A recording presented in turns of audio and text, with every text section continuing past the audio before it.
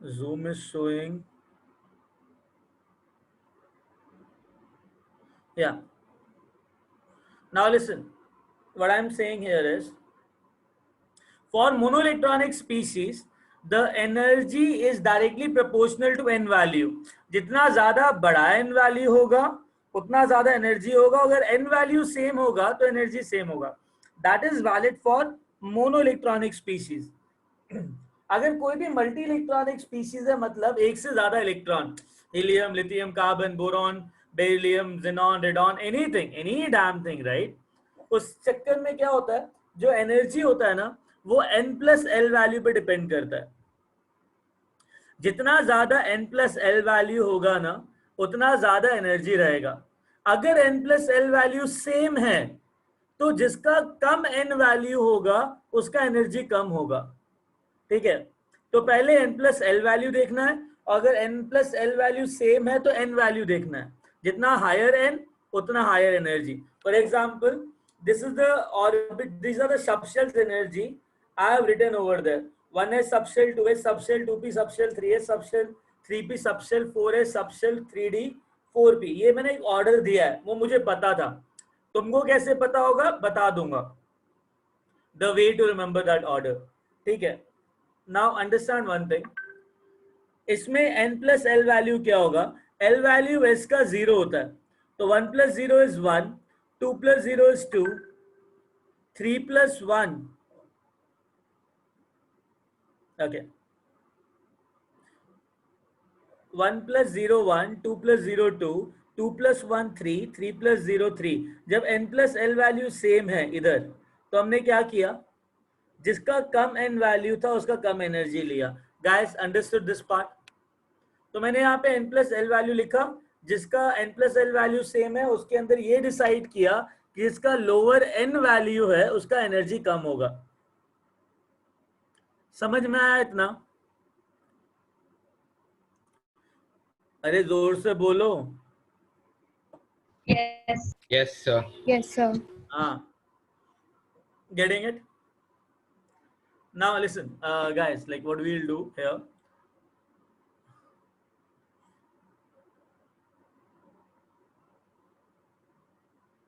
Okay, listen now.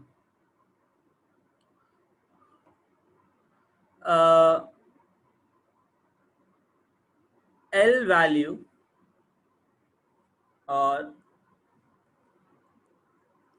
it represent the shape of an orbital. जो orbital की shape आती है वो कहां से आएगी बेटा? सर एम से. अच्छा, मेरे लाल पीलो हरे नीलो, एक चीज बताओ. साई जो था that was a function of radius, psi was a function of theta and psi is a function of phi. इसको हम एंगुलर पार्ट कहते थे. इसको क्या बोलते थे? Radial Radial part part. Sir. Radial. Angular part was a function of l, m and m, correct? तो Yes. मतलब जो क्वांटम नंबर एंगुलर पार्ट पे डिपेंड करेगा.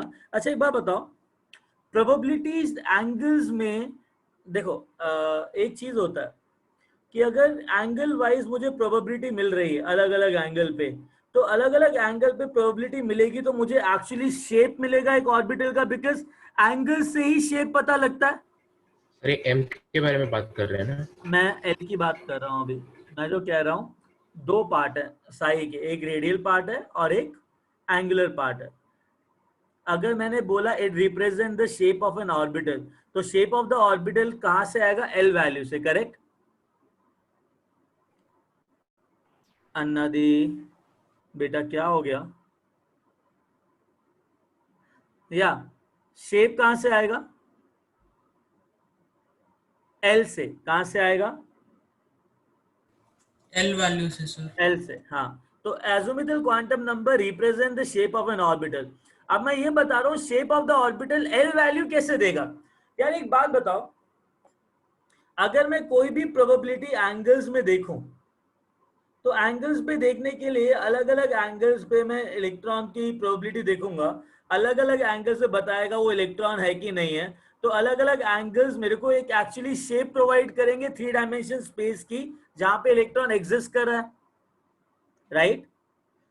Yes sir. फॉर एग्जाम्पल अगर देखा जाए, ठीक है, it represent the shape of an orbital. अगर मैं एस का शेप बोलूं ना, तो एल वैल्यू एस का शेप इस टाइप से देता है, इट इज स्फेरिकली सिमेट्रिकल। क्या शेप होता है ऑर्बिटल का? Spherically symmetrical. सर हाँ बेटा बोलो ना। सर वो जो आपने जो represents the shape of an orbital, कौन सा चीज रिप्रेजेंट करता है सर? वो इलेक्ट्रॉनिक कॉन्फ़िगरेशन या एंगुलर पार्ट, साई का जो एंगुलर पार्ट है ना। हेलो, तो क्या है sir? S l m n में से कौन सा है सर? एल एल बेटा हमने एम शुरू कहाँ किया अभी तक? अच्छा एल कंटिन्यू कर रहा ना। अगर एम शुरू करता तो एम की हेडिंग डालता ना, गेटिंग इट? Yes sir. हाँ,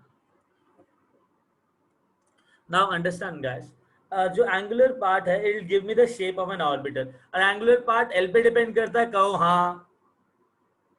yes sir.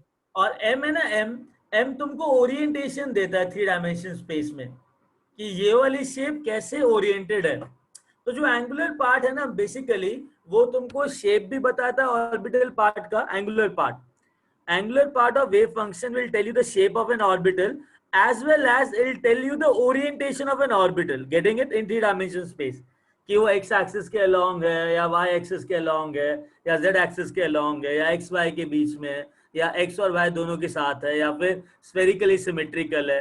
Getting a point? अच्छा एक बात बताओ, अगर कोई भी ऑर्बिटल स्फेरिकली सिमेट्रिकल है तो इसका मतलब है कि इलेक्ट्रॉन डेंसिटी हर जगह है, बिकॉज ऑर्बिटल का मतलब यही होता है कि वो रीजन जहां पे इलेक्ट्रॉन एग्जिस्ट कर रहा है। गेटिंग सर आप एक बार रिपीट कर सकते हैं? या दोबारा बोलता हूं बेटा, अगर एस की शेप स्फेरिकली सिमेट्रिकल है, स्फीयर है, तो ये ऑर्बिटल का शेप है ना। ऑर्बिटल का वो क्या होता है, क्या कहते हैं उसको, definition, it is a region where the probability of finding the electron is maximum, correct? Yes sir. तो मतलब Yes. यहाँ सब जगह पे मुझे प्रोबेबिलिटी ऑफ इलेक्ट्रॉन मिलेगा, कहूँ हाँ। Yes sir. तो मतलब देखा जाए कोई ऐसा एंगल है क्या जहाँ पे इलेक्ट्रॉन डेंसिटी 0 हो रही है? No sir. तो हमेशा याद रखना, s orbital no doesn't have any angular part, doesn't have any one second, I'll just write down another way. Psi for s orbital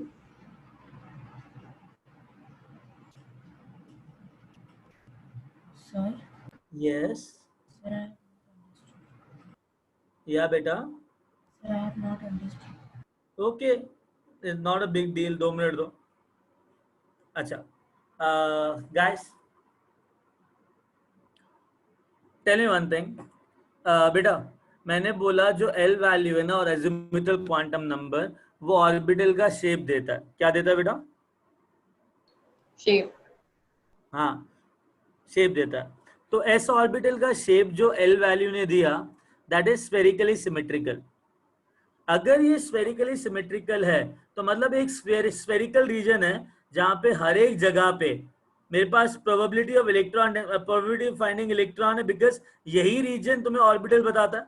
तो ऑर्बिटल का डेफिनेशन क्या है? The region where the probability of finding the electron is maximum, और अगर वो spherical है तो हर जगह इलेक्ट्रॉन होगा, यस सर। हर एक एंगल पे इलेक्ट्रॉन होगा। तो कोई ऐसा एंगल है जहां पे इलेक्ट्रॉन नहीं है?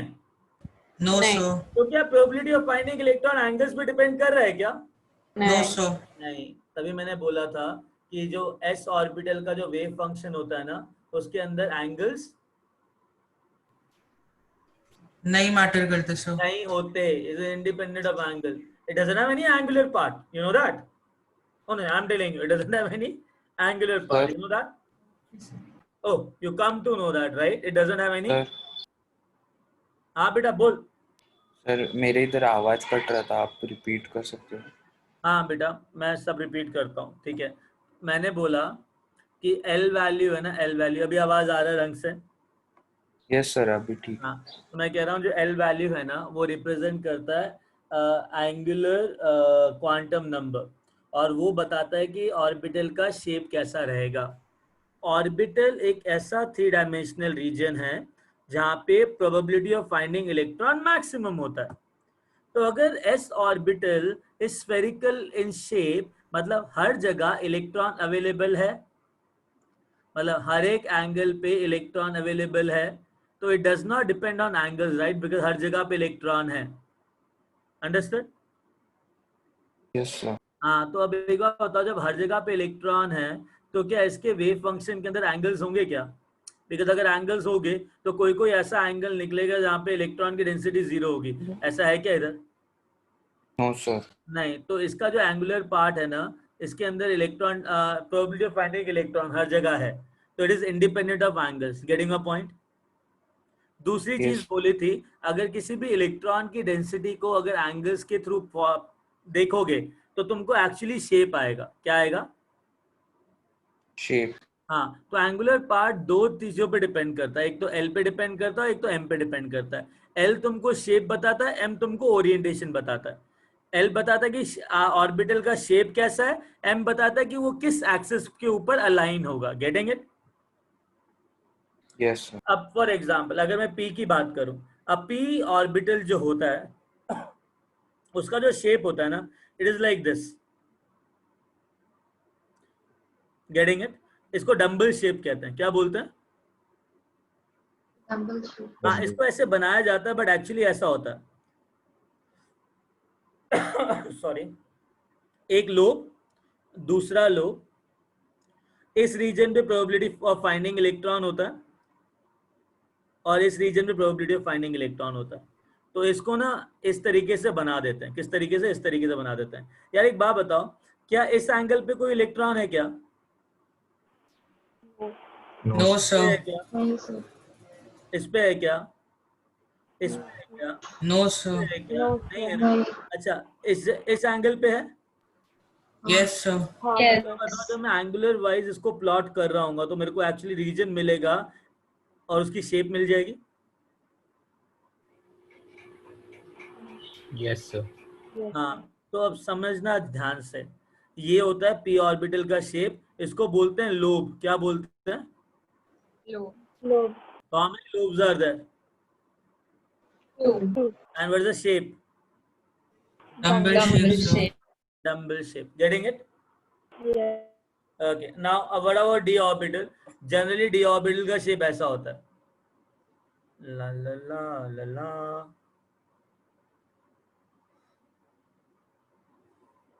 ये एक ऐसा रीजन है जहाँ पे प्रोबेबिलिटी ऑफ फाइंडिंग इलेक्ट्रॉन रहता है। तो sir p orbital depends on the angles, right? बेटा हाँ, जहाँ जहाँ पे एंगल पे तुम्हें कोई भी इलेक्ट्रॉन डेंसिटी नहीं मिल रही है ना, तो वो एंगल पे डिपेंड करेगा ना बेटा। Yes sir. अगर हर जगह हर एक एंगल पे सेम इलेक्ट्रॉन डेंसिटी मिल रही है तो क्या वो एंगल पे डिपेंड कर रहा है क्या? नहीं। हाँ, दैट्स व्हाट। अब ये डी ऑर्बिटल का शेप होता है generally. More precisely we will go that. कितने डंबल दिख रहे हैं तुमको? Double dumbbell. अरे वाह, double dumbbell shape. Getting it? बेटा वेदांत, पी सबशेल देखा था हमने। पी सबशेल के अंदर जो पी ऑर्बिटल, जो ऑर्बिटल्स होते हैं ना, उनको पी ऑर्बिटल्स कहते हैं। डी सबशेल के अंदर जो ऑर्बिटल्स होते हैं ना, उनको डी ऑर्बिटल्स कहते हैं। अब ये डबल डंबल है। क्या है? Double dumbbell. कितने लोब्स हैं? 4। या आई हैव 4 लोब्स। और इसको एक्चुअली में कैसे एग्जिस्ट करता है?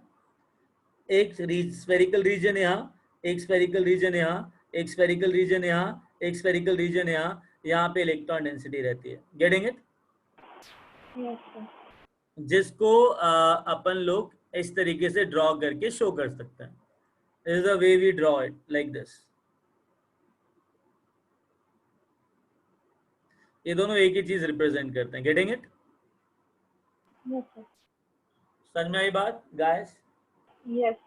Very good. ये डी ऑर्बिटल का शेप है। एफ ऑर्बिटल का शेप तुम्हारे करिकुलम में नहीं है, so be happy. So it represent the shape of an orbital. Guys understood about the L value? Yes, sir. This is which point number? That is your C. Sir, this is D1. D1. Okay, fine. This is D number. Okay, guys, आगे चलें। Yes, sir. Sir आप एक बार वो lobe का significance बता सकते हैं, मतलब पहले एस वाले में समझा। डम्बल में ना ये स्फेरिकल रीजन और ये स्फेरिकल रीजन, एक लोब है, ये दूसरा लोब है, तो 2 लोब्स है मेरे पास। तो बट वो मतलब स्फेरिकल मतलब क्यों बता रहे हैं हम, वो तो है ऐसा सेंटर में कन्वर्ज कर रहा है ना बेटा, इसको ऐसा बनाया जाता है, गेटिंग इट? सर तो एक एरिया होता है जिधर लाइक लोब क्या बोलते हैं वो, उसके अंदर एरिया होता है जिधर इलेक्ट्रॉन नहीं होते हैं। नहीं बेटा नहीं, ये चीज और ये चीज सेम है, it's just the way of representation. यहाँ पे भी इलेक्ट्रॉन्स हैं सर तो बेसिकली वो जो लेफ्ट पे आपने दोनों शेप चीजें बनाया सेम सर है। वो हाँ 8 है, हाँ लाइक 8 है। हाँ, वो 8 की तरह दिखता है, तो हमने ठीक क्या है किया, सर। इन दोनों रीजन्स को ऐसे जोड़ दिया, तो दिस इज अ शेप। ये दोनों अच्छा सेम ठीक है। चीज है, ऐसा नहीं है कि यहाँ पे कुछ खाली एरिया है, ना ना ना ना ना, बिल्कुल ना, गेटिंग इट? या Yes, सर थोड़ा सर दूर पर बनाया है, बीच में खाली है सर, they बीच are में एक। not actually they are not very far away from each other, ये ऐसा दिखता है, ऐसा, और हल्का सा सेपरेशन रहता है और ऐसा आता है। अब समझे, इसमें और इसमें सेम चीज है। yes sir. हाँ, मैंने थोड़ा सेपरेशन दिया ताकि थोड़ा बहुत एलिगेंट लगे, अदरवाइज तो ऐसा दिखता है, गेटिंग इट? सिमिलरली चारों बहुत पास आते हैं। ठीक है सर। गुड। सर एफ का भी आइडिया तो ना The कैसे good आएगा side उसका? is called ChemTU, which is wonderfully. अरे Aditya, I don't want to see that seriously.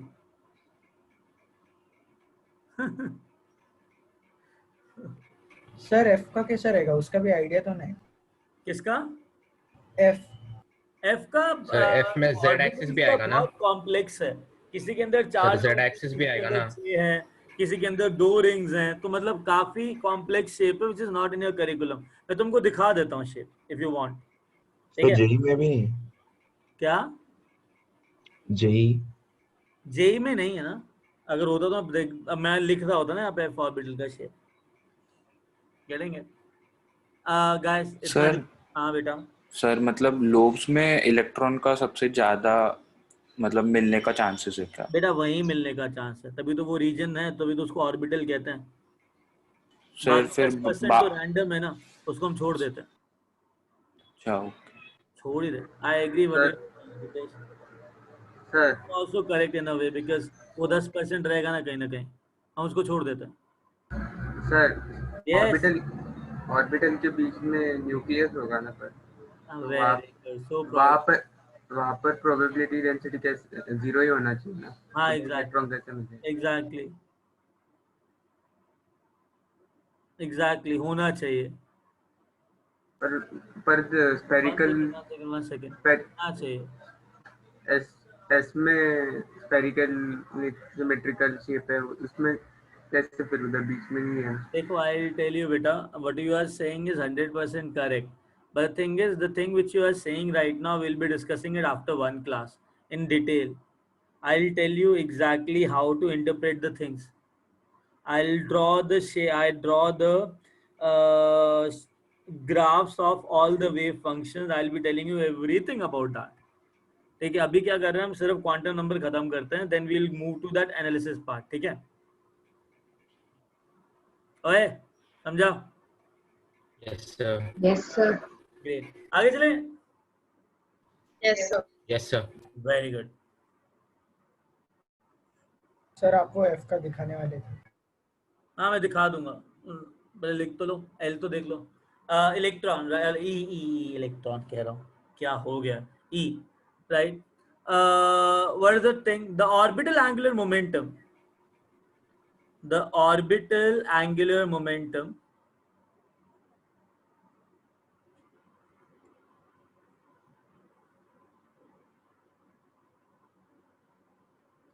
of an electron in an orbital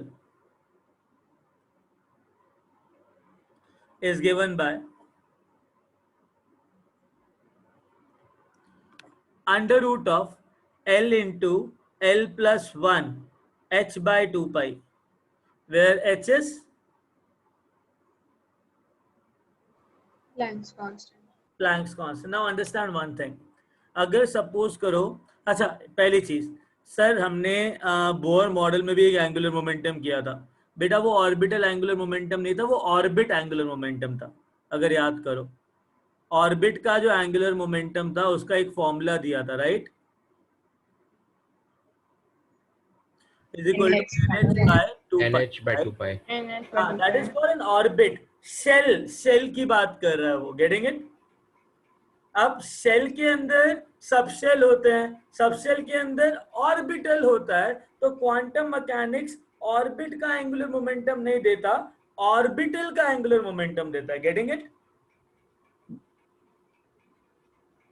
तो ऑर्बिटल का जो एंगुलर मोमेंटम रहेगा इलेक्ट्रॉन का उसके अंदर, that is given by under root of L into L+1 h by 2 pi. For example, अगर कोई भी इलेक्ट्रॉन 1s के अंदर है, 2s के अंदर है, 3s के अंदर है, 4s के अंदर है, 5s के अंदर है, सो ऑन, s ऑर्बिटल का L वैल्यू क्या होता है? 0. तो ऑर्बिटल एंगुलर मोमेंटम कितना होगा? Orbital 0 sir. 0. या 0.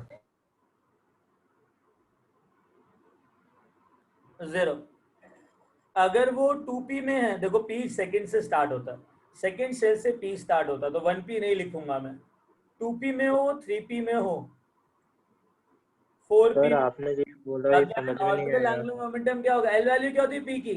Sir 2 1 sorry 1. 1 root 2 h by 2 pi. Very good, L is equal to 1 होता है, करेक्ट? d कौन से शेल से स्टार्ट होता है? Third 3d, 4d, 5d, 6d, so on. तो d का L वैल्यू होता है 2, तो हो जाएगा under root of 6. 6h by 2 pi. और अगर 4f हो गया, 5f हो गया, 6f हो गया, f फोर्थ शेल से स्टार्ट होता है, तो that is like under root of 2 root 3. Done, understood? root 12. Sir हाँ, अरे समझ में नहीं आया। क्या समझ में नहीं आया, बता सर आपने क्या बोला है सर? किसके बारे में? सर आप क्या डायग्राम में समझा सकते हैं कि ये ऑर्बिटल डायग्राम में नहीं आएगा बेटा। L इज इक्वल टू 0 होता है, L इज इक्वल टू 1 होता है, L इज इक्वल टू 2 होता है, L इज इक्वल टू 3 होता है। वो ठीक है सर, मतलब सारे एक subjects ऑर्बिटल का और है। ऑर्बिट में डिफरेंस क्या है? मतलब बेटा उसके अंदर कैसे ऑर्बिट तो अब एग्जिस्ट करता ही नहीं है ना। The thing which exists is orbital, right?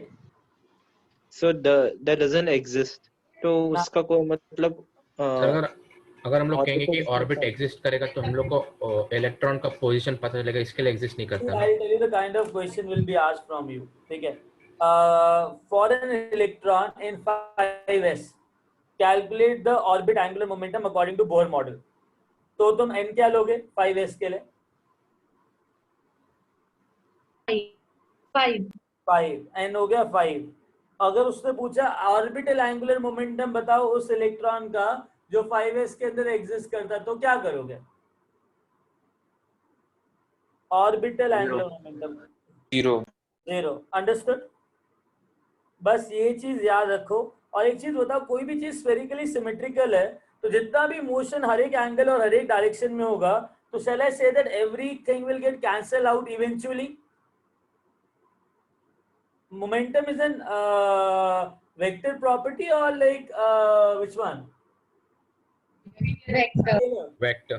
तो एक बार बताओ, कोई भी इलेक्ट्रॉन अगर क्या नाम है s ऑर्बिटल में स्फेरिकल सिमेट्रिकल ऑर्बिटल में मूव कर रहा है, तो नेट मोशन हर जगह क्या हुआ? इक्वल हुआ। गाइस, अगर कोई भी चीज रैंडमली एक स्फेरिकल शेल में मूव कर रही है, राइट, स्फेरिकल रीजन में मूव कर रही है, तो हर एक डायरेक्शन में जो रैंडम मोशन रहेगा, हर एक डायरेक्शन में जो मोमेंटम रहेगा, वो क्या होगा? सेम होगा कि अलग अलग होगा? सर इक्वल होगा। और सेम होगा तो नेट मोमेंटम कितना आएगा? 0 तो आ सर। जाएगा सर। तो वही मैं कह रहा हूँ, getting it? Yes sir. Yes, आगे चलें। Answer Yes, sir. अच्छा सुनो अभी, give me a minute, right? E के बाद F, number of orbitals in a subshell is equal to 2l plus 1. getting it? And number of electrons in a subshell is equal to, अबे इतने orbital हैं, एक orbital में maximum कितने electron हो सकते हैं? 2. Very good. तो कितने आ जाएंगे? 2 into 2l plus 1 that is equal to 4s plus 4l plus 2 है कि नहीं? Yes, sir. अच्छा, मेरे पास अगर S है, मेरे पास अगर P है, मेरे पास अगर D है और मेरे पास अगर F है, तो मुझे एक बात बताओ, इसका L वैल्यू क्या है? 0. 2l plus 1 क्या हुआ? 1. तो इसके अंदर ना एक ही ऑर्बिटल होगा.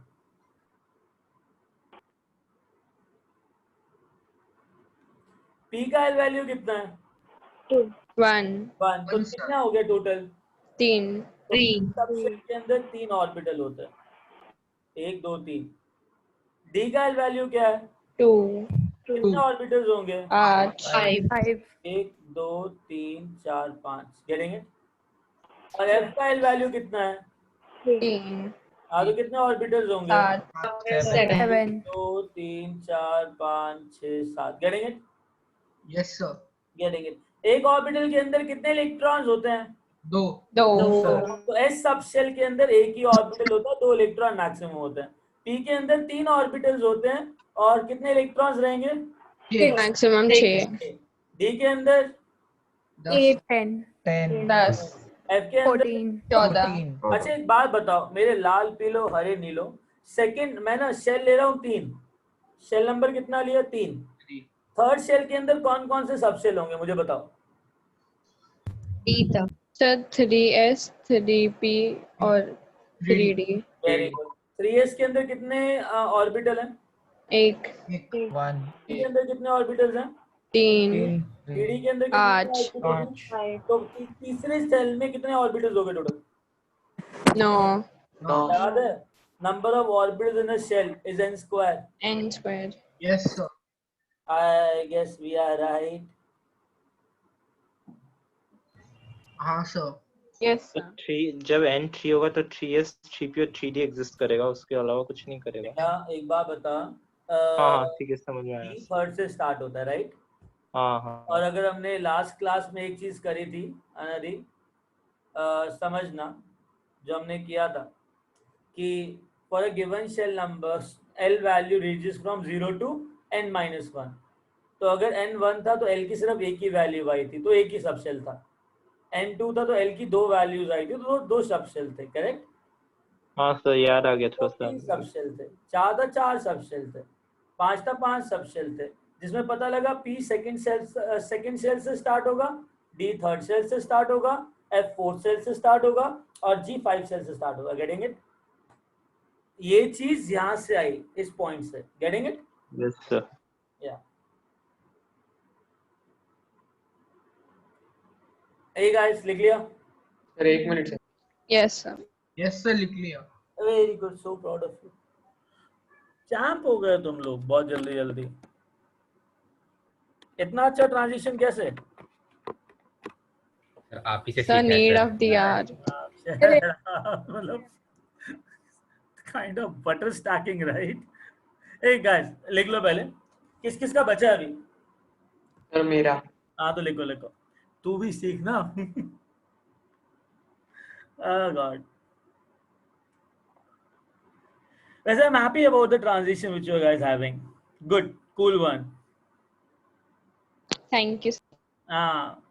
Just now accuracy and performance दो चीजें और बढ़ाओ. एंड थोड़ा सेल्फ मोटिवेशन और सेल्फ डिसिप्लिन लेके आओ. सेल्फ डिसिप्लिन से मतलब है कि ऐसी बुक सॉल्व करो जिसमें अच्छे क्वेश्चंस होते हैं. नरेंद्र अवस्थी दे रखा है तुमको, राइट? तो बिना बोले तुम वो सारी बुक्स के जितने भी क्वेश्चंस है सॉल्व करना शुरू कर दो. Getting it? Make your self that way. Sir एक और बुक है सर, मतलब मैंने खरीदी है, जेडी की बुक सर. जेडीली इनऑर्गेनिक की है ना? हाँ सर. हाँ तो कंसाइज इनऑर्गेनिक केमिस्ट्री है वो थ्योरी पार्ट है ना? हाँ सर. then why actually ठीक है, जेडीली खरीद लिया, मैं क्वेश्चन सॉल्विंग की बात कर रहा हूँ बेटा। सर जेडीली मेरे पास एक बुक जीआरबी करके है जीआरबी का कौन सा बुक है? सर, पता नहीं पर पुराना वाला है, पढ़ा है सर, पर क्वेश्चंस बहुत है उसमें। I will tell you one thing, JEE के लिए ये। नरेंद्र अवस्थी मैंने तुमको ग्रुप के अंदर डाली थी, राइट? Yes yes sir. तो वो सॉल्व करना शुरू करो ना, क्या दिक्कत है? हाँ सर। सर आप सर, फिर से एक बार डाल सकते हाँ हो, सर, जीवन फिर बैच से। में हाँ गए। सर। मैं दोबारा डाल देता हूँ, ठीक है, वो वाली ठीक है सर, थैंक यू सर। ठीक है। सर हाँ सर आप एक ऑर्बिटल क्या है वापस समझा सकते हो? मेरे को थोड़ा प्रॉब्लम हो रहा है समझने में। देखो, ऑर्बिटल जो है ना वो ऐसा 3 डायमेंशनल रीजन है अराउंड द न्यूक्लियस जहाँ पे इलेक्ट्रॉन एग्जिस्ट करता है, ठीक है। अगर एस ऑर्बिटल की बात करूँ ना, तो एस ऑर्बिटल एक ऐसा रीजन हो गया स्फेरिकल जहाँ पे इलेक्ट्रॉन न्यूक्लियस के अराउंड एग्जिस्ट करेगा, तो S orbital is like spherical type orbital. अब पी सबशेल के अंदर पी ऑर्बिटल्स होंगे, कहो हाँ? Yes sir. हाँ, तो पी ऑर्बिटल का शेप क्या हो गया? Dumbbell shape. मतलब न्यूक्लियस के अराउंड इलेक्ट्रॉन जब मूव कर रहे हैं ना, तो वो डम्बल शेप के अंदर ही मूव करेंगे, गेटिंग इट? यस तो सर। वो 3 डायमेंशनल स्पेस है जहाँ पे इलेक्ट्रॉन उस पर्टिकुलर ऑर्बिटल में एग्जिस्ट करता है, और जहाँ पे इलेक्ट्रॉन का प्रोबेबिलिटी फाइंड करने का ज्यादा होता है, गेटिंग इट? Yes sir. या और ऑर्बिट तो स्टूपिड कॉन्सेप्ट था जो बोर ने दिए थे, वो गोल गोल करके शेल बना दिए थे, वैसा नहीं होता है, ऑर्बिटल्स एग्जिस्ट करते हैं, getting it? Yes sir. Great, आगे चलें गाइस। Yes sir. सर यहाँ पे आपने जो एग्जांपल लिया ना n=3 में, हाँ सर वहाँ पे तो एस पी डी आएंगे, तो फिर अगर हम लोग को आपने जी तक दिया है सर, तो 7 8 होगा, 10 नंबर तो क्या करेंगे? बेटा आई टेल यू, अभी तक ना 5वां जी भरा नहीं है, स्टार्ट नहीं हुआ भरना। तो अगर अभी तक जी भरना स्टार्ट नहीं हुआ तो 6H तक जाऊंगा क्या मैं? जी के बाद H आता है, फिर आई, फिर जे, फिर के, गेटिंग इट? यस। तो अभी तक आया ही नहीं है तो कैसे, मतलब मैं तो जी तो फिर भी बता दिया, जी अभी तक स्टार्ट ही नहीं हुआ फिल होना, गेटिंग इट? सर मेरे को एक और डाउट है सर, थोड़ा लाइक ट्रिवियल है सर। पूछ ना बेटा, हम भी सर कौन सा मतलब मॉडर्न है, राइट? सर उस टाइम पे सर ये लोग लाइक एक्सपेरिमेंटल करके सब ये प्रूफ किया कि, या फिर पूरा theory? This Schrodinger, no, he is a guy which is like created a pain in everyone's brain, getting it? He developed a quantum mechanics stuff which is like very tedious to understand because he's all talking about probabilities. He's getting the equation, he's solving them, he's plotting them, he's plotting the angular part, he's getting the shape of the orbitals. तो जितना भी किया ना उसने काम, वो theoretically किया, जिसको बाद में एक्सपेरिमेंटेशन से पता लगा कि हाँ भाई साहब सच बोल रहे थे। तो वो बाद में पता चला, मतलब उस हाँ टाइम? बेटा, क्योंकि उसने इसकी थ्योरी जो थी ना, that like was correct. S orbital के लिए तुम मान सकते हो कि एकदम करेक्ट था, पी भी देखा उसने। जब हमने बाद में स्टडी किया इलेक्ट्रॉन डेंसिटी और ऑर्बिटल कॉन्सेप्ट लगाया केमिकल बॉन्डिंग के अंदर और हर जगह पे, then we found out that that guy is actually did a nice job. That is why we never have any kind of exception for it.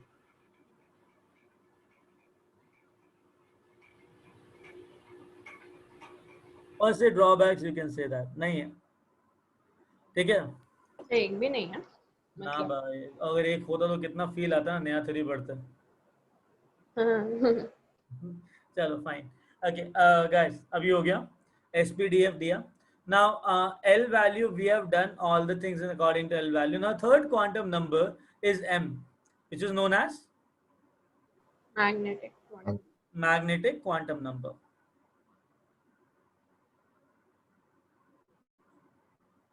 Getting it? Now and what does magnetic quantum number represent here, right? पहली चीज, अभी हमने shell कर लिया, सब shell कर लिया। सब शेल के अंदर क्या होता है? Orbital. It represent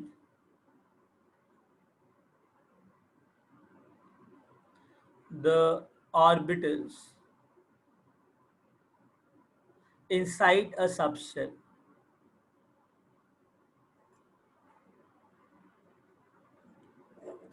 For a given L value of a subshell,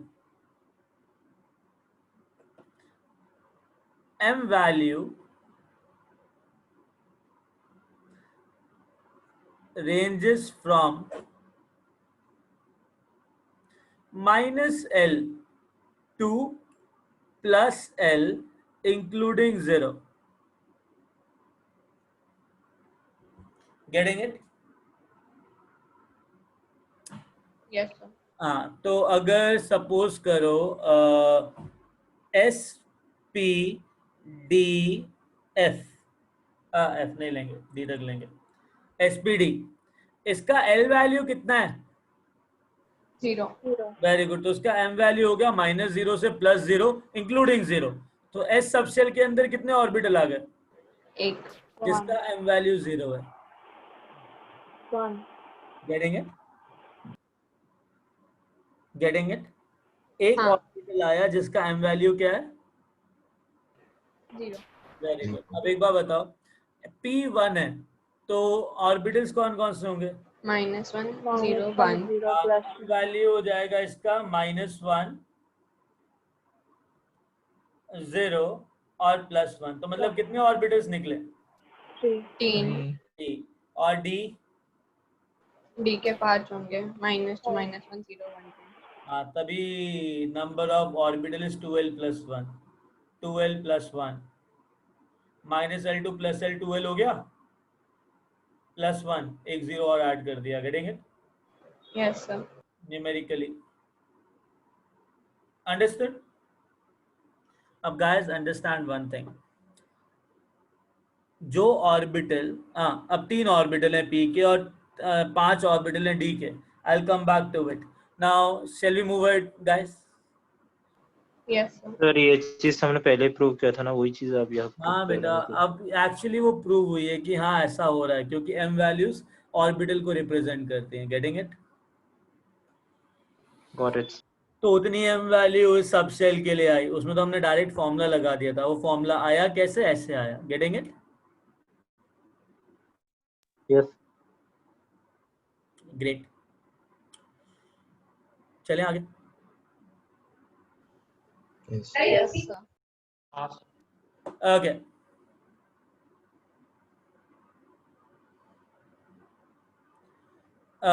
Listen, it represent the orientation of orbitals in 3-dimensional space. इसका मतलब क्या हुआ कि अगर मेरे पास, right, suppose if I have M value 3, they are 3 और 1, फॉर एग्जांपल एस ले लो यार, ठीक है, एस ले लो, इसका एम वैल्यू कितना है? 0। Getting it? क्या तो हाँ, 30 क्या तो हाँ। Yes sir.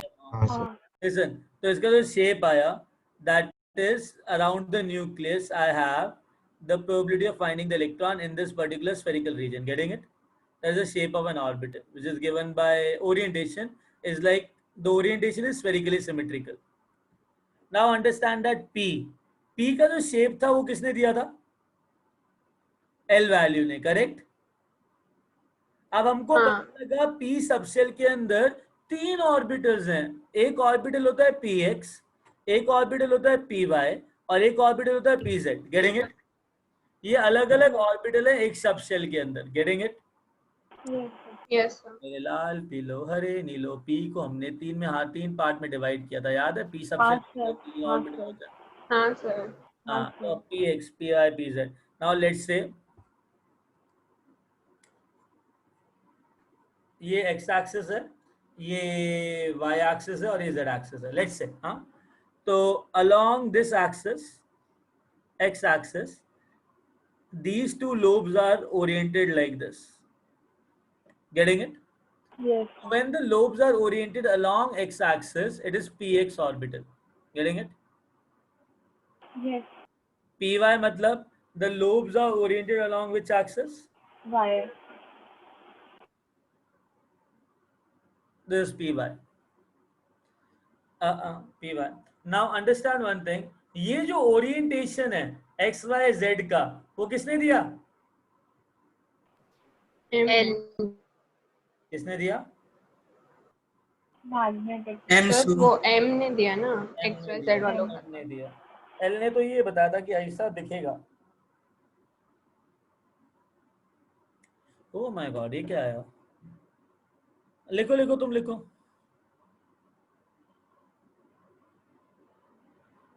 कूल। तो चेहरा दिख रहा है किसी का। वही देख रहा था मैं। तो लिख लिया। आगे चले? Yes sir. Sir 1 minute. Sir इसका ऐसा यूज क्या है सर? चेहरा अच्छा लग रहा है ना? यूज मतलब ओरिएंटेशन बता रहा है वो 3 डायमेंशन स्पेस में कि किस एक्सिस के along you have electron density. Guys axis sir वो मतलब बता रहा हूँ। वो मतलब जो इलेक्ट्रॉन वाला है वो कहीं भी एग्जिस्ट कर सकता है ना, लाइक py के एक लोब में और px के दूसरे, या फिर दोनों सेम? नहीं, अगर मेरे पास px ऑर्बिटल है तो जो इलेक्ट्रॉन है वो सिर्फ x एक्सिस के अलोंग ओरिएंट करेगा। That orientation is given bye m value. तो p सबशेल के अंदर 3 ऑर्बिटल है। 3 ऑर्बिटल का नाम क्या है? px, py, pz। उनका नाम है ये। गेटिंग? हाँ, तो ये जो कौन px, हाँ सर ये कौन से ऑर्बिटल में पहले जाएगा वो कैसे पता कि px py pz? नहीं, देखो I will tell you one thing, इन तीनों की एनर्जी इक्वल है। अगर तीनों की एनर्जी इक्वल है तो कुछ इस टाइप का चीज है कि ये कौन बड़ा कौन छोटा? No sir. नहीं ना। देखो मुझे पता है यूनिवर्स में कोई भी प्रोसेस होता है तो हमेशा स्टेबिलिटी अटेन करने के लिए होता है। स्टेबिलिटी अटेन करने का मतलब है लोवेस्ट एनर्जी पहले लेना, ठीक है? क्योंकि एनर्जी ज्यादा आ जाती है तो अनस्टेबिलिटी आ जाती है, करेक्ट? Yes sir. हाँ, तो अगर तीनों की एनर्जी सेम है तो तीनों की प्रोबेबिलिटी इक्वल है ना इलेक्ट्रॉन गेन करने की। Yes. So why will I discriminate between all of these three, right? तो मतलब अगर पहले किसी एक इलेक्ट्रॉन को p ऑर्बिटल में जाना है तो वो px या py या pz किसी एक में जा सकते हैं ना, मतलब Exactly. किसी में भी जा सकते हैं। Exactly. ठीक है। Yeah. तो सर s ऑर्बिटल के लिए भी होगा क्या ये सब सेग्रीगेशन? बेटा एक बार बता, s ऑर्बिटल में, s सबशेल में कितने ऑर्बिटल है? एक ही तो है। हाँ। और वो तीनों एक्सिस के अलोंग इक्वली ओरिएंटेड है बिकॉज स्फेरिकली सिमेट्रिकल। जब एक ही ऑर्बिटल है तो मैं उसको 3 बार क्यों लिखूं? बाबा s के अंदर तो एक ही ऑर्बिटल है ना, p के अंदर 3 थे, राइट? हाँ सर। तो 3 अलग अलग नाम होंगे ना अगर 3 ऑर्बिटल थे तो। सर d का बता दो ना। आ रहा हूँ ना बेटा, उस पर आ रहा हूँ ना लाल। सर तो मतलब अगर जैसे सपोज दूसरा इलेक्ट्रॉन भी गया तो वो भी किसी में भी जाएगा? हाँ नहीं, उसके लिए ना कुछ प्रिंसिपल्स और लॉज हैं, ठीक है? वो भी हम आगे करेंगे, उसको हुंड्स रूल कहते हैं, ठीक है? तो वो ऑफ बॉक के बाद हुंड्स करेंगे तो समझ में आएगा कि इलेक्ट्रॉन भरने कैसे हैं, गेटिंग इट? तब हम तुम्हारा प्रिमिटिव इलेक्ट्रॉनिक कॉन्फ़िगरेशन को मॉडर्न इलेक्ट्रॉनिक कॉन्फ़िगरेशन चेंज करेंगे। अब तक तुम इलेक्ट्रॉनिक कॉन्फ़िगरेशन ऐसे लिखते हो ना 281 282 288 18 करके, है ना? अब तक तो ऐसे लिखते हुए आए हो, अब नहीं लिखेंगे, अब हम ऑर्बिटल्स की टर्म्स में लिखेंगे। और वो कैसे लिखना है? There are certain patterns and rules which we have to follow, ठीक है? और बहुत सिंपल रूल्स हैं, हार्डली आधा घंटा लगता है तीनों रूल्स खत्म करने में, ठीक है? आगे चलें? Yes sir. ठीक।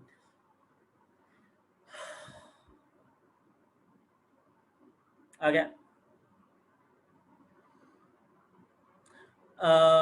फॉर डी सबशेल, ये बताओ डी सबशेल में कितने ऑर्बिटल्स हैं? 5 पांच पांच पांच और 2 3 4 5, राइट? 5। नाउ अंडरस्टैंड दैट कौन कौन से ऑर्बिटल्स हैं? D x y, d y Z,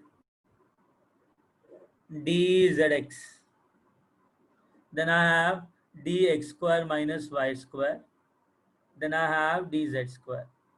ये 5 d ऑर्बिटल्स होते हैं, getting it? Very good. Now dxy. dxy का मतलब होता है I will be taking an x axis, I will be taking a y axis. ठीक है, 4 लोब्स हैं, 4. तो चारों लोब एक्सिस के बीच में होंगे, 1 2 3 और 4. Getting it?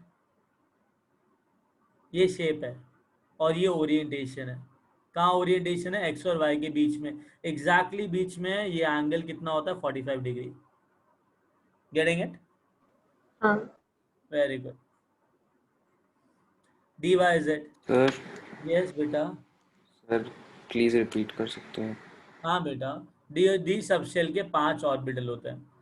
dxy, dyz, dzx, dx square minus y square, dz square.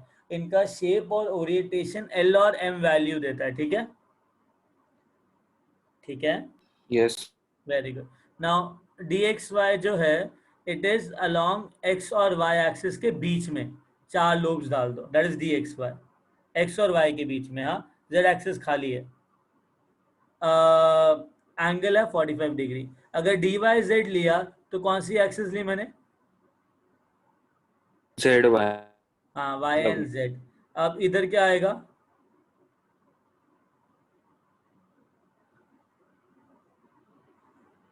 Done. और ये जो एंगल है वो कितना है? 45. dzx कहाँ होगा? Z और X. तो Z और X में. अरे वाह, 4 लोग इधर.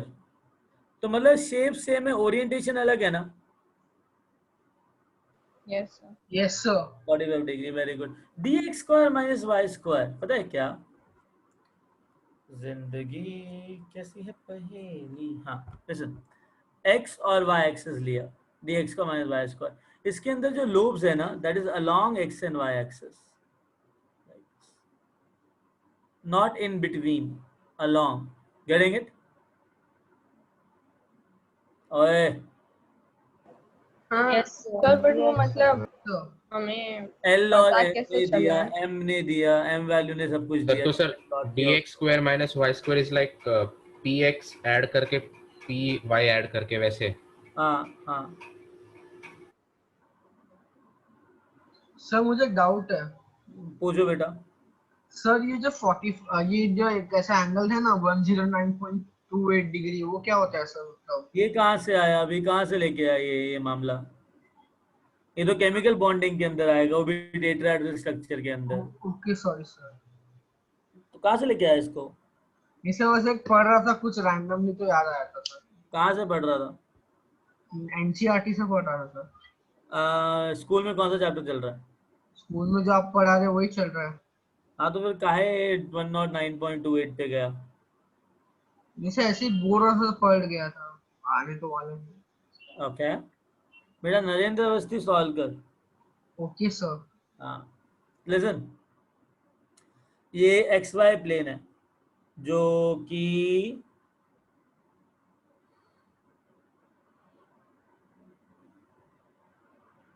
ये कितनी गंदे ड्राइंग है यार. क्या मतलब, कोई हेल्प नहीं किया इसने. सर हमें भावना समझ गए. क्या? सर वो एसेंस समझ गए. हाँ. अरे वो ठीक है बाबा, वो नहीं कह रहा हूँ. अरे something which is like I am not liking you. देखो बाप, नहीं चाहिए.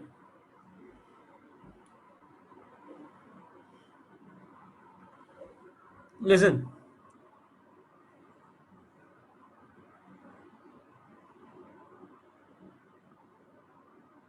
डन. ये x है, ये y है और ये z है. अब सीन क्या है? dz स्क्वायर में एक लोब होता है z एक्सिस के अलावा, ऐसा. मस्त दिख रहा ना? Yes sir. अभी कहाँ? एक xy प्लेन ले लो. This is xy plane. xy plane में तुम्हारे पास एक सर्कुलर रिंग रहेगी लाइक दिस. तो ये d ऑर्बिटल, जुपिटर रिंग होती है ना, दोनों लोब्स के आसपास एक पर्टिकुलर और ऑर्बिटल का स्पेस होगा जो रिंग की शेप में दिखेगा, ऐसा. Getting it? तो एक्चुअली देखा जाए, अगर ये xy प्लेन है तो xy प्लेन के अंदर एक रिंग है, ऐसा. जिसमें इलेक्ट्रॉन मूव कर रहा है, और जेड एक्सिस में ऐसा एक रिंग है, ऐसे दो लोब्स हैं, तो this is D Z square. मस्त दिखता है ना? तो ये आए कैसे सर तो एक डोनट के अंदर एल वैसे। और एम, हाँ सर। 1 सेकेंड, ये आए कैसे? मैंने तुमको पहले भी बोला कि हमने क्या प्लॉट किया, angular part of Schrodinger wave function, याद है? मैंने कहा अच्छा, था हाँ। एंगुलर पार्ट होगा साई का, वो तुमको शेप ऑफ ऑर्बिटल देगा, बिकॉज वो एल और एम पे डिपेंड करता है, तो शेप भी देता है और ओरिएंटेशन भी देता है। तो अगर मेरे को ऑर्बिटल्स का शेप चाहिए तो मुझे किसके ऊपर कॉन्सेंट्रेट करना पड़ेगा, रेडियल पार्ट या angular part? Angular. Understood? Because angles के रिस्पेक्ट में प्रोबेबिलिटी तुमको शेप देती है, I guess. Understood? Yes, sir. Cool, आगे चलें। तो हाँ। इसके अंदर हमेशा जेड के अलोंग ही ये डम्बल शेप रहेगा। Exactly.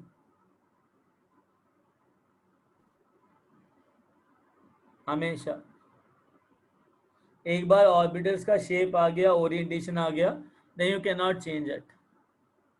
It is given by our beloved Schrodinger uncle.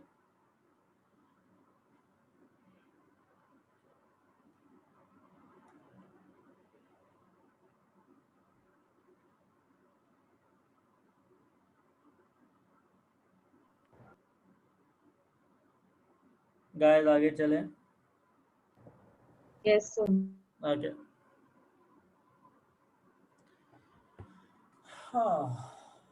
Now listen. Where are we?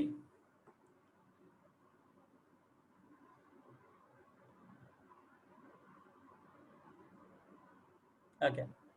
Now listen. We were discussing about the m value, right? So now, I guess इतना ही था, उससे ज़्यादा नहीं था। ठीक है, I will tell you one more thing, just सुन के इग्नोर करना है, कर लेना, याद रखना है, याद रख लेना। ठीक है, it will reveal the extent of deviation of an orbital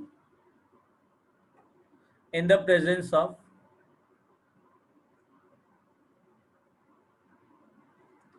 external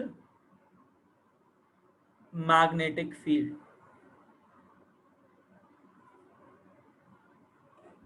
पता है क्या guys? Yes sir. guys, सुन रहे हो guys? सुनो, अगर इसमें क्या होता है, अगर मैं मैग्नेटिक फील्ड पास करता हूँ ना एक एक्सिस पे, जो कि एक्चुअली जेड एक्सिस होती है, because standard is Z axis. अगर मैं जेड एक्सिस में एक मैग्नेटिक फील्ड पास करता हूँ, तो जो ऑर्बिटल होते हैं ना, जो जेड एक्सिस में अलाइन नहीं कर रहे होते, उनकी टेंडेंसी होती है कि अपना पोजीशन चेंज करके अपने आप को जेड एक्सिस के अलाइन अलोंग ओरिएंट करना। Getting it? Getting it? Sir एक बार फिर से बताओगे? दोबारा बोल रहा हूँ, अगर किसी भी एटॉमिक ऑर्बिटल के अंदर हमने क्या किया, मैग्नेटिक फील्ड पास करी एक स्टैंडर्ड एक्सिस पे। Standard axis generally Z axis होती है, जनरली नहीं, हमेशा जेड एक्सिस होती है। तो जेड एक्सिस के अलोंग अगर मैंने मैग्नेटिक फील्ड डाली ना, या इलेक्ट्रिक फील्ड डाली, the orbital have a tendency, orbital की एक टेंडेंसी होती है कि अपने आप को उस एक्सटर्नल इलेक्ट्रिक फील्ड और मैग्नेटिक फील्ड के अलोंग अलाइन करना।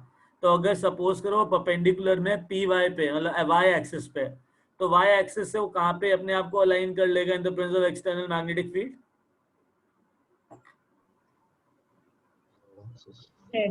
Z axis.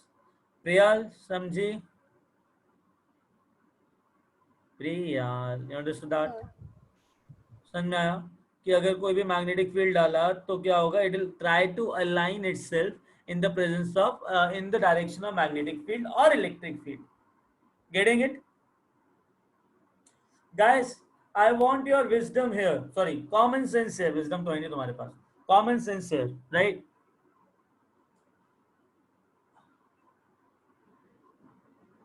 जितना ज्यादा डेविएशन होगा एक ऑर्बिटल का, सुनना ध्यान से, जितना ज्यादा डेविएशन होगा ऑर्बिटल का उतना ज्यादा जेड का सॉरी एम वैल्यू का डेविएशन होगा जीरो से। अगर कोई भी ऑर्बिटल ऑलरेडी जेड एक्सिस में है या फिर उसके अंदर कोई डेविएशन नहीं हो रहा तो उसका जो एम वैल्यू है वो जीरो होगा। Getting it? दोबारा बोलूं? Yes sir. हाँ, सुनो सुनो, मैंने बोला कि अगर मैंने इलेक्ट्रिक और मैग्नेटिक फील्ड डाली एक जेड एक्सिस के अलोंग तो ऑर्बिटल का टेंडेंसी होता है खुद को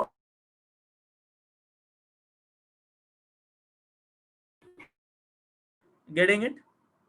अब सीन ये है कि अगर कोई भी ऑर्बिटल ऑलरेडी जेड एक्सिस में है तो क्या उसमें मूवमेंट होगी क्या, या ऑलरेडी अलाइंड है वो? ऑलरेडी अलाइंड है। हाँ, तो अगर वो ऑलरेडी अलाइंड है तो उसका एम वैल्यू जीरो होगा क्योंकि उस ऑर्बिटल में कोई मूवमेंट नहीं होगा। बट अगर थोड़ा सा मूवमेंट हुआ तो उसका जो एम वैल्यू है ना वो जीरो से डेविएट हो जाएगा, वो +1 हो जाएगा, -1 हो जाएगा, और ज्यादा डेविएशन हुआ और ज्यादा मूवमेंट हुआ तो +2 हो जाएगा, -2 हो जाएगा। बात समझ में आई? हाँ सर। समझ में आई बात? प्रैक्टिकल एग्जांपल लेते हैं। एक बात बताओ, मेरे पास एक एस ऑर्बिटल है। अगर एस ऑर्बिटल स्फेरिकली सिमेट्रिकल है अलोंग मैंने जेड एक्सिस के अलोंग जेड एक्सिस मैंने इलेक्ट्रिक फील्ड या मैग्नेटिक फील्ड डाली तो क्या ये ऑर्बिटल अपने आप को डेविएट करेगा कि सारे फोर्सेस बैलेंस हो जाएंगे? बैलेंस हो जाएंगे। सर बैलेंस हो क्या होगा जाएगा अगर कोई मूवमेंट नहीं है तो? सर, m 0 हो जाएगा। जीरो। तो जीरो ही तो होता है इसका, है ना? Yes sir. So proud of you. अब सुनो, p ऑर्बिटल में 3 थे, p सबशेल में 3 ऑर्बिटल थे। कौन कौन सा? px, py and pz। Very good. अब सुनो, m वैल्यू 3 थी, 0, 1 एंड 2। यार एक बात बताओ, pz ऑलरेडी z एक्सिस में, करेक्ट? हाँ। अब एक मिनट, हाँ अब ठीक है, z x y, pz already z axis में, correct? py already y axis में, px ऑलरेडी x एक्सिस में। Done.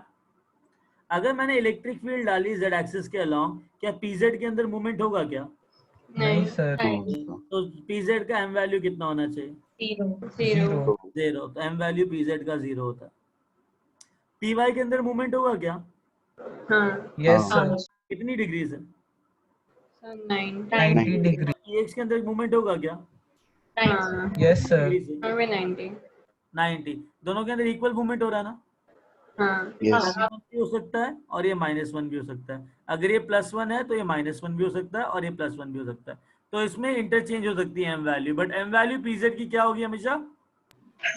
Zero. Understood? Yes. Very good. हाँ सर इससे कॉन्फ़िगरेशन में कुछ फर्क नहीं पड़ेगा क्या? नहीं, कुछ फर्क नहीं पड़ेगा। देखो यार, ये तब चाहिए जब तुम एडवांस की तैयारी कर रहे हो। तुम कर रहे हो ना? हाँ। पता होना चाहिए, that's for sure. D orbital में क्या होता है? तो 5 होते हैं, x y y z z x x minus y सुनो सुनो, x y y z z x dx square minus y square dx y, correct? Now understand that मैंने अगर मैग्नेटिक या इलेक्ट्रिक फील्ड डाली z एक्सिस में तो किस orbital के अंदर डेविएशन नहीं होगा?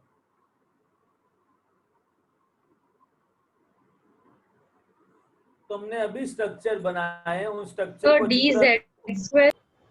हाँ एग्जैक्टली। हाँ सर। कितना कॉन्फिडेंस क्यों शेक हुआ? dz² अलोंग z एक्सिस है और रिंग स्फेरिकल है तो सारे फोर्सेस बैलेंस हो जाएंगे। हाँ। कोई मूवमेंट होगा क्या? No sir. नहीं। dz² का वैल्यू क्या होगा? 0। Very good. अब मुझे बताओ, बाकी कौन से डी ऑर्बिटल्स हैं जिसका वैल्यू प्लस या -1 होगा?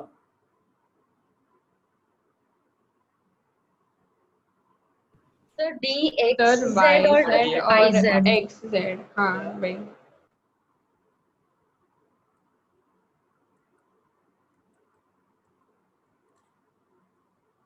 इसको +2 +1 -1 -2 लिख दो। हाँ, कहाँ पे डेविएशन कम होगा? और तुम्हारे पास अब 4 d ऑर्बिटल बचे। Sir x y sorry z y और जेड एक्स वाले। जेड वाई और जेड एक्स, देखो जेड वाई और जेड एक्स के अंदर जेड कॉम्पोनेंट ऑलरेडी है ना, तो जो लोब होंगे जेड एक्सिस से कितने एंगल पे होंगे? 45। और अगर मैंने dxy लिया या dx² - y² लिया, dxy के अंदर 4 लोब x और y के बीच में, तो z एक्सिस कितना डिग्री मूवमेंट दिखाएगा इनको? यहाँ पे एंगल 45 डिग्री। जब ऑर्बिटल x और y एक्सिस के बीच में है,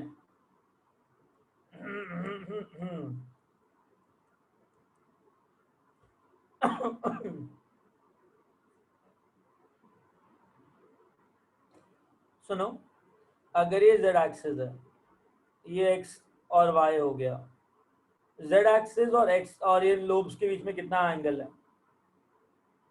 45। Come on. अच्छा, दो लोब्स के बीच में 90 है। अरे ना बाबा, z एक्सिस और लोब्स के बीच में। I'll do one thing.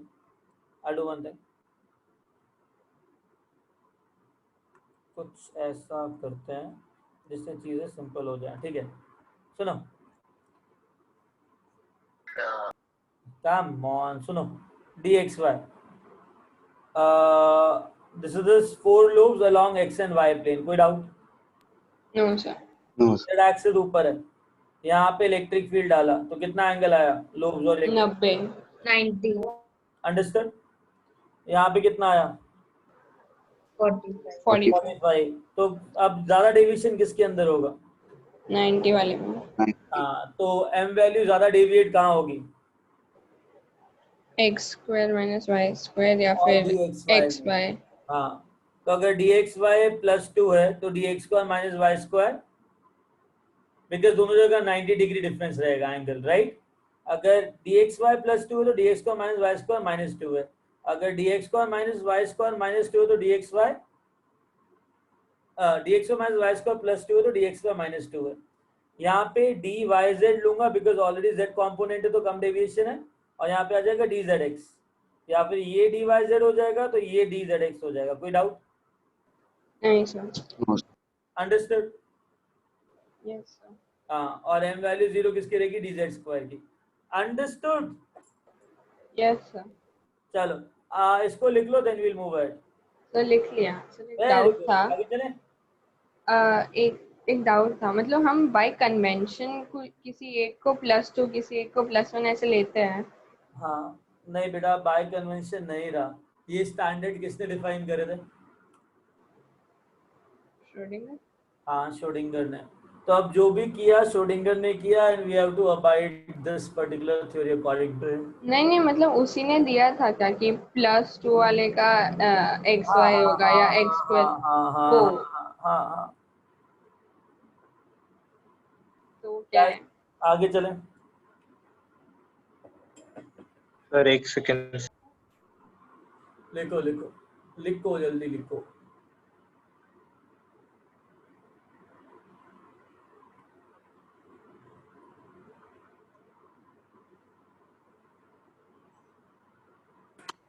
एक डाउट है। बोलो बेटा। सर वो मतलब अगर dxy और dx² - y² का -2 +2 कुछ भी हो सकता है, तो मतलब कुछ डिफरेंस नहीं है क्या उनमें? नहीं है। अरे वो शेप पे डिफरेंस है, बट m वैल्यू एलोकेशन में कोई डिफरेंस नहीं है, because it is showing extent of 90 degree deviation in both the ways, right?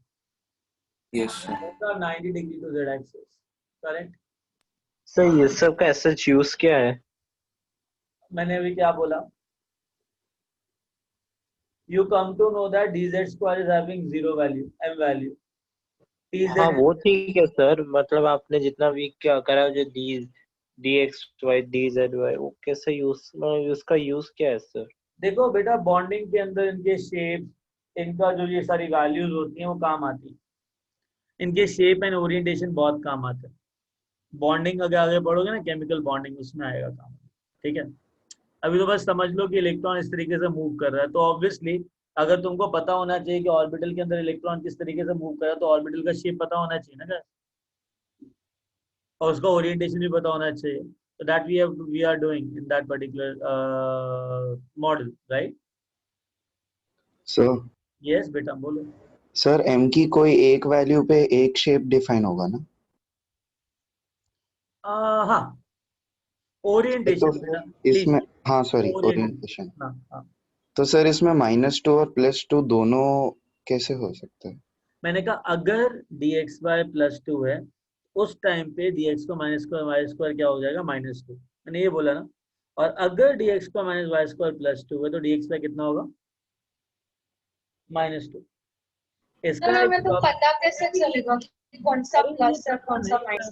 मैं ये कह रहा हूँ तुमको बस ये पता करना है dz² और pz 0 होता है. सर तो ओरिएंटेशन सिर्फ मैग्नीट्यूड पे डिपेंड करेगा, साइन पे नहीं? नहीं, चाहे वो क्लॉकवाइज 90 डिग्री रोटेट करे, चाहे एंटी क्लॉकवाइज 90 डिग्री रोटेट करे, रोटेशन कितना हुआ, 90 डिग्री हुआ ना. हाँ सर. हाँ, तो फिर डेविएशन, एक्सटेंट ऑफ डेविएशन कितना हुआ, 90 डिग्री. गाइस समझ में आया?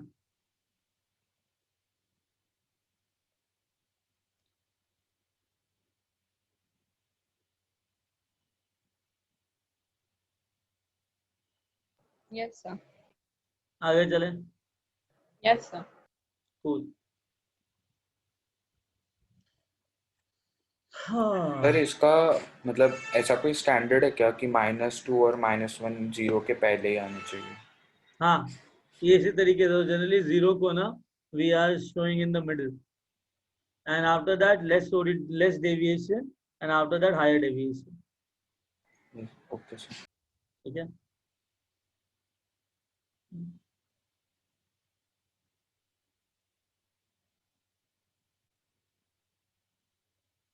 चलें आगे.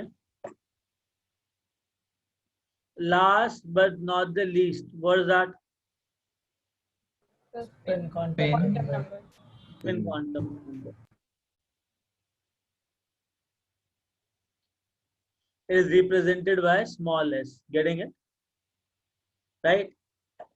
Now understand that inside an orbital, there will be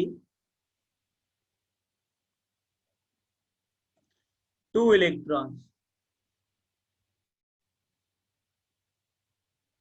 Getting it? In which one electron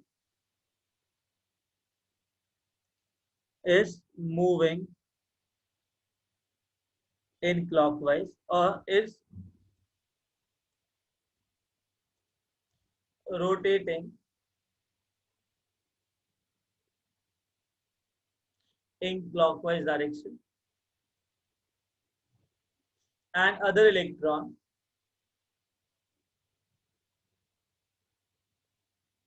rotates in anti-clockwise direction.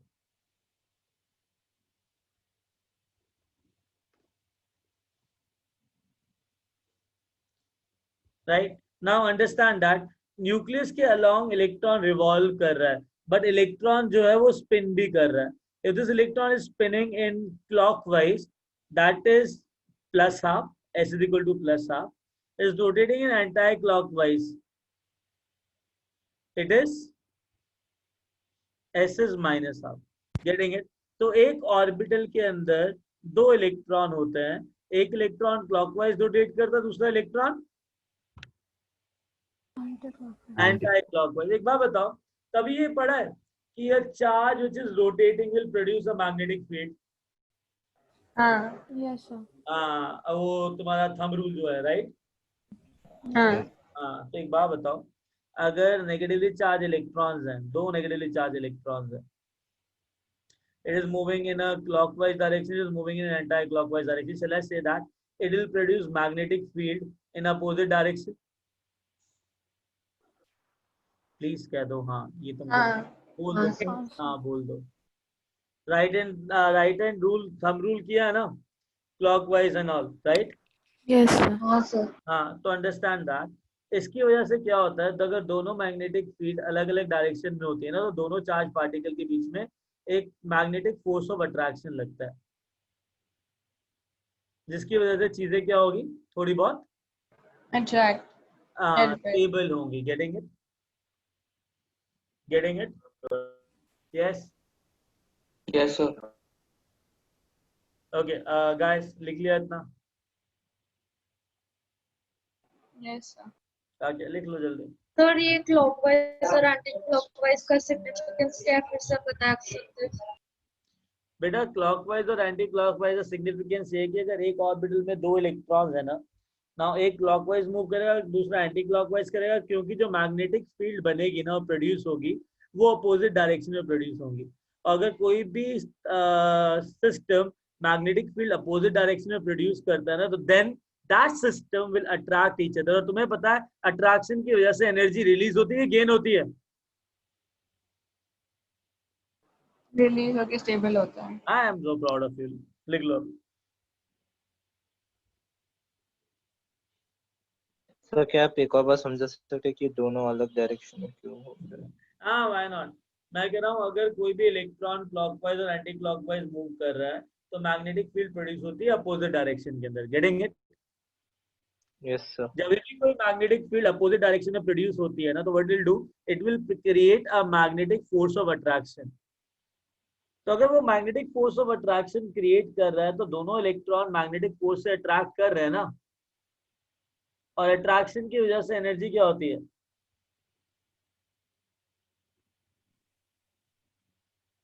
बेटा तू है यहाँ पे? Yes sir. मैंने क्या बोला, मैग्नेटिक फोर्स की वजह और अट्रैक्शन की वजह से होती है सर. हाँ, तो उससे क्या होगा, सिस्टम क्या होगा, स्टेबल होगा. अंडरस्टैंड? Yes sir. कूल.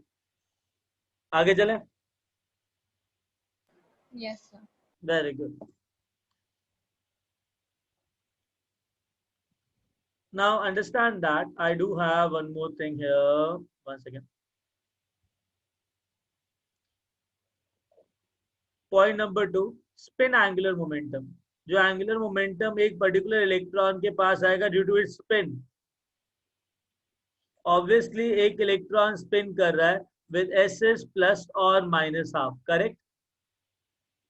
तो एक काम करो, स्पिन एंगुलर मोमेंटम का फॉर्मूला होता है under root of s into s plus 1 h by 2 pi. तो एक बात बताओ, अगर कोई भी इलेक्ट्रॉन क्या कहते हैं इसको, क्लॉकवाइज मूव कर रहा है, तो उसका स्पिन एंगुलर मोमेंटम कितना आएगा? एस की वैल्यू क्या लूंगा, half. Half into half plus 1 under root h by 2 pi. तो कितना आएगा ये? √3/2 h by 2 बाय 4 आ जाएगा फॉर क्लॉकवाइज और एंटी क्लॉकवाइज डायरेक्शन. वो ये इलेक्ट्रॉन का स्पिन एंगुलर मोमेंटम है. क्या है? सर इसके ऊपर क्वेश्चंस पूछते हैं क्या? हाँ, इस पे स्पिन एंगुलर मोमेंटम पे क्वेश्चंस पूछते हैं क्या? पूछते हैं ना बेटा.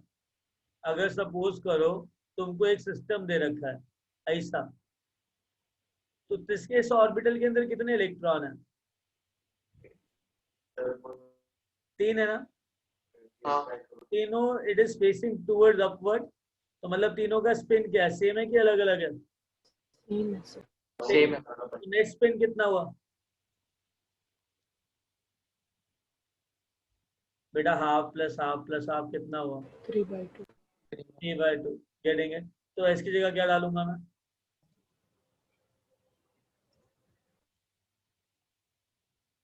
uh, 3/2 into 3/2 plus 1 under root h by 2 pi, और यहाँ प्लस माइनस डाल दूंगा, करेक्ट?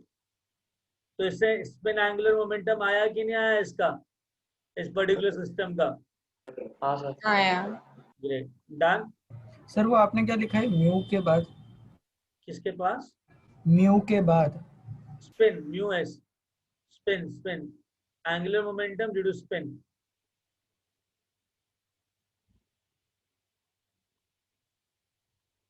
लिख लिया? Yes, sir. सर आगे 2 चलिए। Minute sir, 2 minute. Sir yes sir इन दोनों में स्पिन अप और स्पिन डाउन कौन सा होता है? अरे देखो, अपवर्ड स्पिन और डाउनवर्ड स्पिन ऐसे ही लिखा जाता है, एक क्लॉकवाइज शो करता है, एक एंटी क्लॉकवाइज शो करता है। Getting it? अब ये मत बोलना कि अपवर्ड का मतलब क्लॉकवाइज होगा, ऐसा जरूरी नहीं है। अगर अपवर्ड डाउन एंटी क्लॉकवाइज है तो डाउनवर्ड क्लॉकवाइज होगा। ये जस्ट क्लासिकल एनालॉगी है, सिर्फ स्पिन सेपरेट करने के लिए। Getting it? यस या एक ऑर्बिटल के अंदर दो इलेक्ट्रॉन ऐसे शो करते हैं। एक पर्टिकुलर ऑर्बिटल लिया, एक इलेक्ट्रॉन ऊपर दिखाया, एक इलेक्ट्रॉन नीचे दिखाया। इसका मतलब है एक ऑर्बिटल के अंदर दो इलेक्ट्रॉन है with opposite spins. Getting it? It can be clockwise, it can be anti-clockwise, it can be clockwise, it can be anti-clockwise. But if it is clockwise, this is anti. If it is anti-clockwise, it is clockwise. Understood?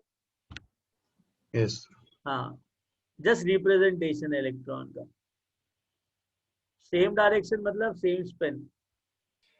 Sir exceptions में कैसे लिखेंगे फिर? Exception कौन सा exception? कैसा expression? किधर का exception? Sir मतलब अभी सब थोड़ी ना, मतलब थोड़े से एक्सेप्शंस हैं ना किसने बोला? कि सर मतलब एंटी स्पिन कभी कभी होता है, मतलब एक इसमें। नहीं बाबा, स्पिन हमेशा अपोजिट हो गया एक ऑर्बिटल के अंदर, राइट? नहीं सर वैसे नहीं, मतलब दूसरे कॉलम से जाने से पहले पहले कॉलम में भरना। अरे बेटा एक बात बताऊं, तू फिर से केमिकल बॉन्डिंग की बात कर रहा है ना? सर सॉरी कंफ्यूज हो गया।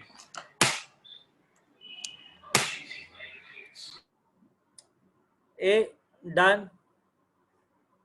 Yes, sir.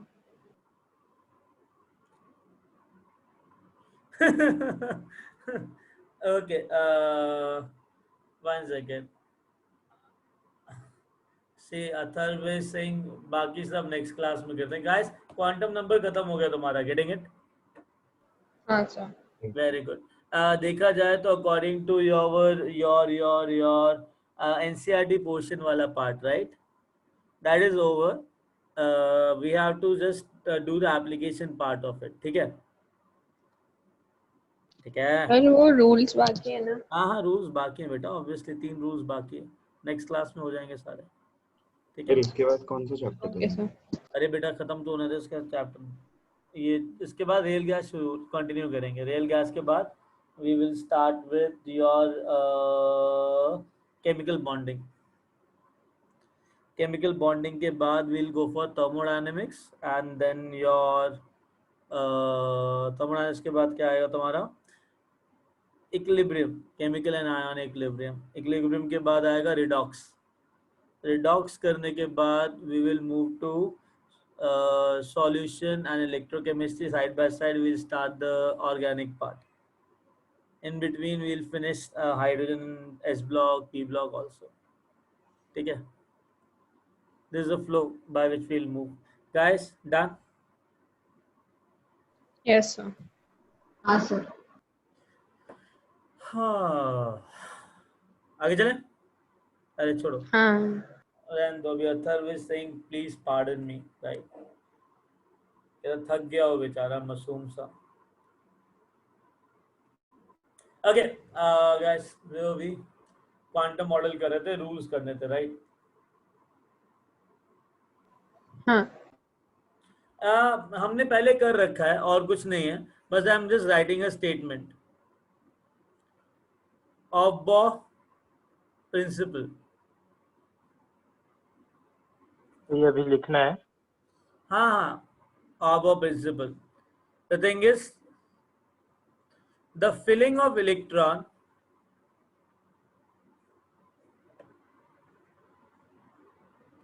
in an atom will occur in increasing order of the energies of the subshells, that is increasing order of its n plus L value.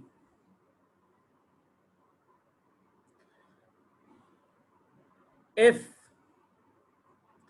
n plus L value is same, then lower the n value,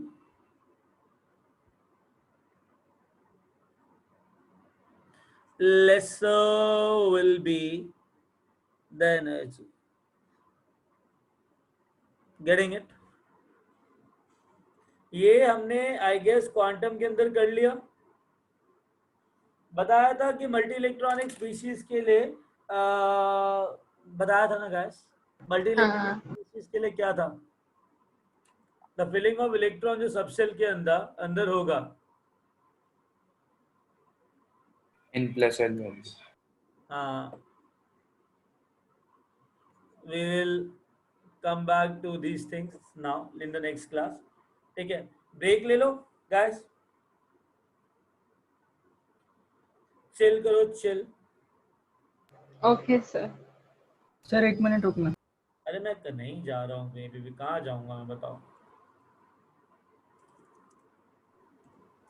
sir आपने periodic properties करा दी क्या? Come on, नहीं। Periodic properties is a peaceful chapter. Will get over soon before chemical bonding. 3 classes के अंदर खत्म होगा। Okay sir. ना sorry 4, 1.5 घंटे की 4। ठीक है।